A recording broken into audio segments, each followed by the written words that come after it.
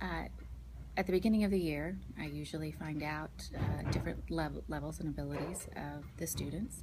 At that point, you can level 3 different ways. That's what I like to try to do, sort of a beginning, an intermediate, and an advanced.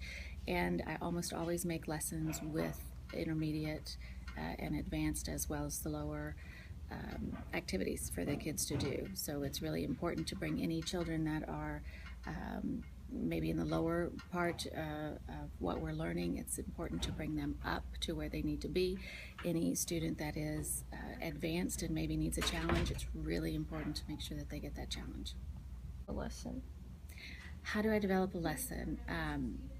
I work backwards from what I want to know. Let's say that, I'll try to simplify it. Let's say that we want to know how a stoplight works, green, yellow, red.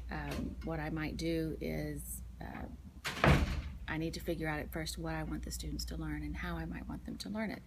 Are they going to ask questions? Are they going to work in groups? It takes probably 3 or 4 days to make a really good lesson plan.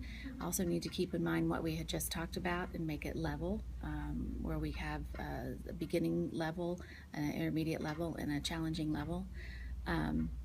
But I believe working a lesson plan from what I want the students to know and then work backwards to how they're going to get there.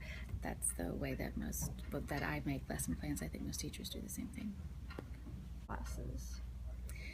Different ability levels of students in classes. I like to begin with a lesson plan if I can.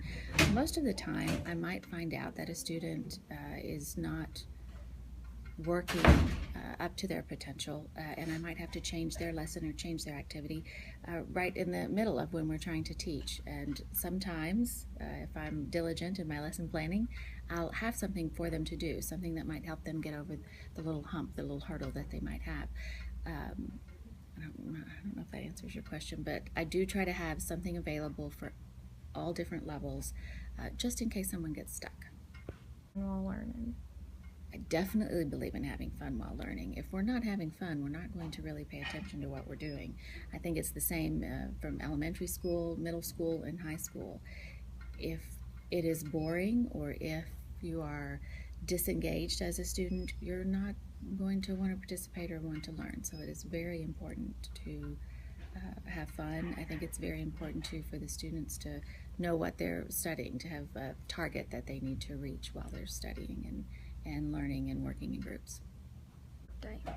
A typical work day in the elementary school, we begin earlier than a lot of the other schools, and I like to try to get to school about 30 minutes before the students do.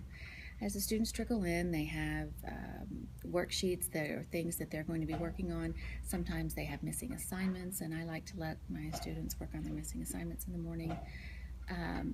We do not change classes, or when I had taught before, we rarely change classes like you do in high school. So the students and the teachers are together all the time, which gives us a lot of flexibility in what we want to do.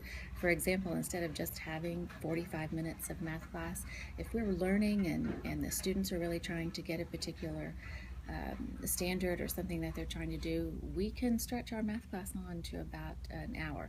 So one of the things I really like about elementary school when we're in self-contained classes is that we can indeed structure our day and be flexible about our day as well.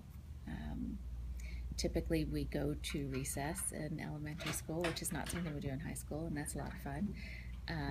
And then the students also have their specials classes. I'm sure that you remember that from when you were in elementary school. And then at the end of the day, we just kind of write in our planners and make sure the students know what they're going to do for the evening, and we plan for the next day.